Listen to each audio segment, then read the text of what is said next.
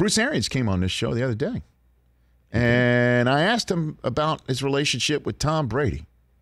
Because as we all know, with the Green Bay Packers having their mandatory minicamp next week, will Aaron Rodgers show up? This is mandatory, supposed to be there. Now, he's got the fine money sitting in the couch cushion of that Hawaii house that he was either renting, owning, or what have you. We saw all a couple weeks ago that he zoomed into Kenny Mayne's Final Sports Center from. So he can make a point if he wants. Or as Florio pointed out in Pro Football Talk, he could do what Zeke did, which is show up to the mandatory minicamp and then pull his own version of going off to Cabo when training camp is until he gets what he wants. Show up, get the reps, be the good teammate. I'm here. I don't know if I'm going to be there come late July. And by the way, see you in Montana. And that was one thing that Arians told us that we didn't know about Brady. He's not playing golf because of that knee. Sounds like that knee was... So he's going to show it with Phil and, not a lot of rounds under his belt before he goes against the scientist and the Jeopardy host, to use his phrase. But anyway, that's for July.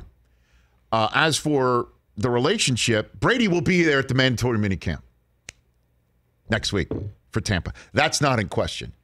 And the relationship that Arians and this team has forged with Brady is something else. It helps to win a championship. If we had asked around Thanksgiving last year how the relationship is, might not have been nearly as hunky-dory as it is right now when we're all talking about flipping Lombardi trophies from boat to boat in a parade. But it's just fascinating. Just want to know the relationship between him and the quarterback and how much he leans into Brady and gives him leeway in deciding what might be going on for the franchise. And here was the exchange.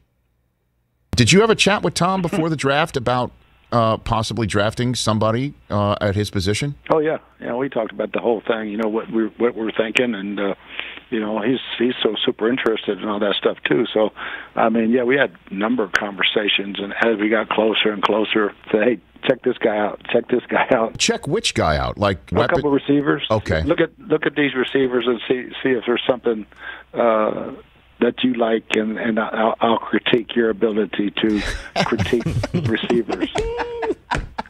How'd he do? He did great. Yeah, there's certain things he likes. He likes really good, big, fast guys. Well, they drafted Jalen Darden of North Texas, wide receiver. I don't know if that's one of the receivers that Brady said, hey, I'm watching film of him, but we had Jason Licht, the general manager, on before, just a few weeks ago as well.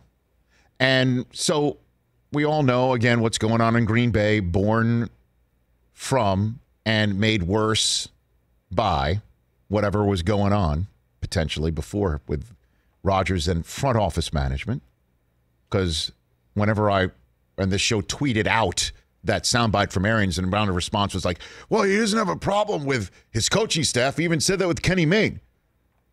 Well, the coaching staff is not by the front office given the green light to ask Aaron, what do you think of these guys that we're about to draft? Clearly. So what about the general manager and asking Brady about his thoughts, giving Brady some sort of say who's out there to try and win with him?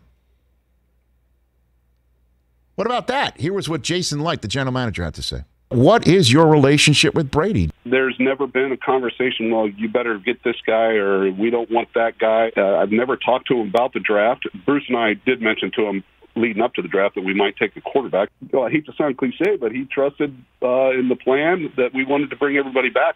With any great player like Tom at that position, if we're thinking about signing Gio Bernard, for example, I'll let him know, hey, thinking about signing Gio Bernard, a little push might help. He's like, I'm on it. With Leonard last year, that's awesome. He'd be a great addition. I'll help you out, you and Bruce out as much as I can. In terms of having a meeting where we go over the board and talk about all of our plans, that's just not his style. So maybe it could be news to Jason Light that Arians is texting him, what do you think about this guy or that guy at wide receiver? And if it is, guess what? No big deal. No big deal. Because kudos to this team. And you could see it's kind of crazy. Kudos to them to keep Brady up to speed on who they might be drafting at quarterback. And kudos to them to actually get Tom Brady's opinions. Didn't happen in 20 years, potentially, from what everyone seems in New England. And it's clearly not happening in Green Bay. And it's not happening very much in Seattle, even though Pete Carroll said the door was open for Russell Wilson there. But kudos to Tampa for saying, we're going to do this with Tom Brady this way. Because many other teams will say, well, we can't do it that way because everyone else will want to do it. Except for the fact that, how about you win your 7th Lombardi trophy? And then you've earned that right. Good for you, Tampa. It sounds obvious, but good for you. Hour 2 coming up.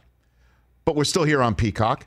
You know what I'm saying? It's just something that they've decided to go all in on 12. Well, of course they're going to do that. It's Tom Brady. Not of course. There's a Green Bay 12 where it appears they're kind of dipping their toe in a little bit. They're kind of now putting their full foot in there maybe by getting an Amari Rodgers for him. A new Randall Cobb for him. Too bad, though, if he's already so pissed off that he's not coming back. And we're going to get some of those answers maybe next week. If he doesn't show up next week, does that mean he's not coming back? No. If he shows up next week, does that mean he's coming back? No. Because he just wants to turn that heat up. He wants to cook the goose of that front office. Because of what we're seeing in Tampa. It's messing with so many other people, and you're hearing it. Honestly, Arians and Light's stories right there kind of don't match in a way. That Bruce is like, I reached out to him about some wide receivers, and Jason's like, oh, are we telling him about what our draft board is? No. It might somewhere in the get middle. in between. But if Bruce is saying, hey, we're looking at these wide receivers, Jason Light saying to Bruce, what are you doing that for? Of course not. It's Tom Brady. Well, so many other teams, we do it a certain way here, and this is the way we're going to do it. Right. We've done it this way for years. This is the construct in which we do it. Except you need to kind of mold it towards your goat. In the same way that Belichick told the story on the set of the NFL 100 with Lawrence Taylor sitting right there. Of him going to Bill Parcells and saying, Lawrence Taylor was late for the meeting today, Bill. Parcells' response to him was, well, why didn't you wait for him to start the meeting? Says Parcells to Belichick about Lawrence Taylor. Case in point. There's a certain way we do it here. Yes. It's your system. Yes. It's your belief system. Yes. It's your culture. Yes. But do you maybe modify it for the all-time great? Yes. Bingo. Mm-hmm. That's what the Bucs are doing. You think Kyle Trask is going to ever say, well, you did it for Tom? And their answer is, yeah, we did it for Tom. Who are you? Hey, you watched all the way to the end. Thanks for that. Watch more right here.